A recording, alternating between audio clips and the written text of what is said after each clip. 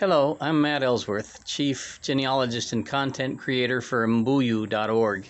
That's M-B-U-Y-U. And today, the story that I want to tell from African Archives comes from, and let me look at my source, page 216 of the Bulletin Officiel du Ruanda-Urundi of 1938.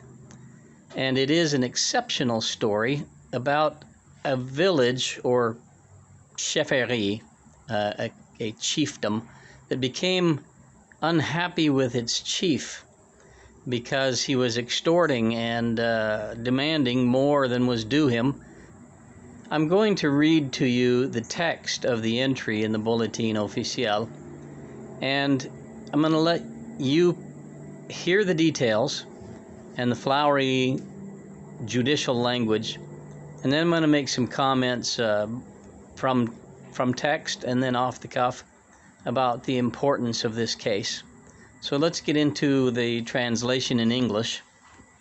It is, in the year 1938, on the first day of the month of October, at the request of the representative of the public minister to the Territorial Tribunal of Urundi, I, the undersigned André Perlot, residing at Burundi, designated by the judge of the Territorial Tribunal to fulfill the duties of constable to said tribunal, have summoned Kasore, son of Kiburwa, now deceased, and of Ntawi Jirira, who is living, a native of Burundi, Hutu, serving as local chief, current whereabouts in or out of the colony unknown, to appear before the Territorial Tribunal of Urundi, seated at Kibago, territory of Bururi, Urundi, on the 1st of March 1939 at 9 o'clock in the morning to respond to charges that, first, in April, May, June, September, and November of 1936,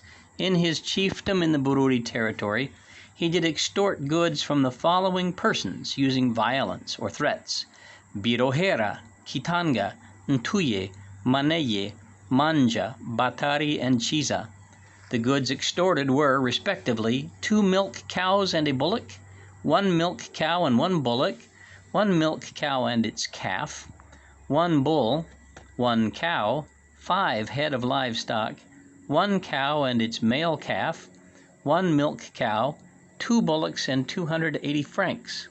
These infractions are considered in and punishable under Article 22 of the Penal Code.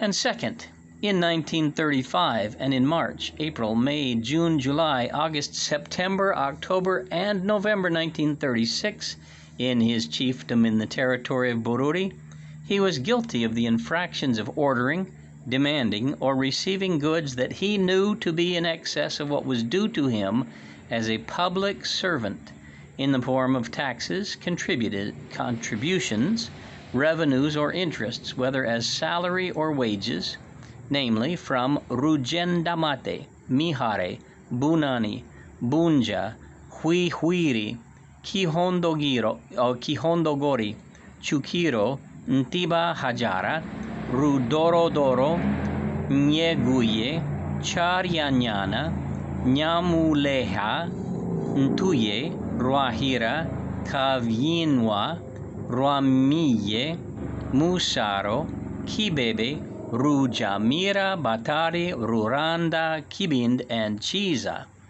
The goods thus extorted were, respectively, 1 cow, 1 cow, 1 cow, 1 sheep, 3 goats, 20 francs, 1 milk cow, 1 milk cow, 1 mature cow, 1 mature cow, 1 milk cow, 1 bullock and 50 francs, 1 bullock and 20 francs, 1 bullock and 1 goat, 2 heifers, 2 goats and 60 francs, 22.5 francs, 1 goat and 2 sheep, 1 heifer and 50 francs, 2 cows and 80 francs, 1 cow, 1 head of livestock, 2 heifers and 36 francs, 100 francs, and 5 jugs of beer, 4 goats, 3 cows, 10 francs, and some beer, 1 cow and its calf, 1 cow, its calf, and 2 bullocks, these infractions being considered in and punishable under Article 59 of the Penal Code.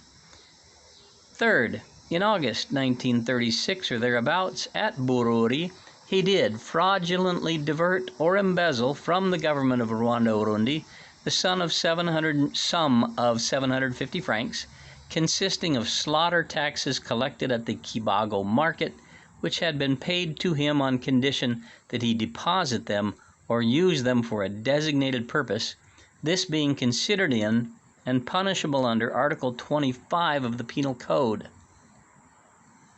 Now, that's the end of the translation. My notes on it are, he was further charged with bodily harm on one resident of his chefferie. He did not appear at his hearing and was later found guilty in absentia of all charges, ordered to pay restitution to each defendant, and sentenced to a total of 23 years of punitive public service. Now, the importance of this case is extraordinary.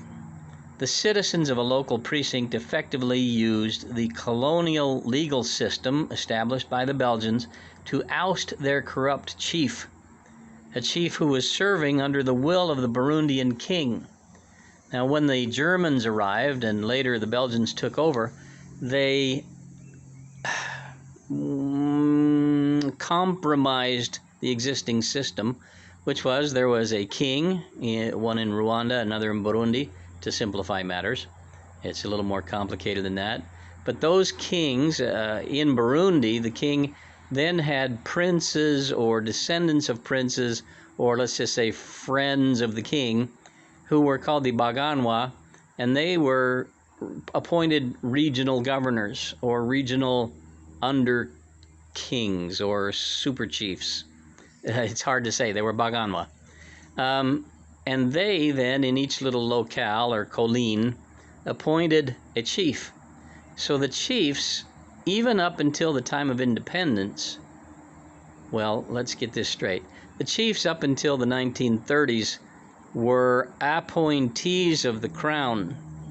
Even though the Europeans were in charge, they had decided that it was less disruptive to let the local authorities remain. In the 1930s, this changed a little bit when it became more explicit that traditional chiefs, or chiefs over traditional chiefdoms, chefferie, were nominally civil servants or civil administrators over districts. But even at this time, this Kasore had a penal code that he was to adhere to. And instead, he dealt with his people the way chiefs do. And that is, the chief can do whatever he wants. He's the, as the joke goes, he's the 500-pound gorilla. He can do whatever he wants. And so if they come to him and say, we need a land dispute settled, he can say, the fee will be a cow. And all of that would have been quite normal, even if onerous, before a Belgian administration came in. But after the Belgians came in and, as I say, kind of renamed the chiefs as also functioning as civil administrators, there was a list of fees, a schedule of fees, and they were probably under some penalty if they didn't post this schedule of fees. The people then were able to see what the schedule of fees was, and they knew when they were being squeezed. They knew that this Kasore was wrong. But the importance of this case, being the first of its kind to appear in the official bulletin, is that here a couple dozen men of the chefferie went and complained to a civil authority who was higher than, or who was Belgian but higher than the local chief, and were effective in removing and punishing the chief for what he had done contrary to the penal code. I can't overstress this. First off, I could, if I want, make an accounting, and I see that he probably ended up with multiple goats, multiple sheep, and dozens of cows, with all the jugs of beer he could want along the way. And then, because now the Europeans had instituted currency, he also had his share of tax money that he pocketed, sorry, that's a European term. He probably didn't have any pockets, but that he kept for himself, and then some francs that he extorted from his people. How that played in the king's palace, I don't know, and it would be fascinating to know if there were rumblings from the Baganwa back up to the king to say, the people don't have to obey us anymore because the courts are saying that the people we appoint have to answer more to the Belgians than they do to us. Fascinating story. I would like to make the genealogical note that it gives Kasore's name. It is 1936 that he was guilty of these, charged with these things. So he was probably at least 36, perhaps older.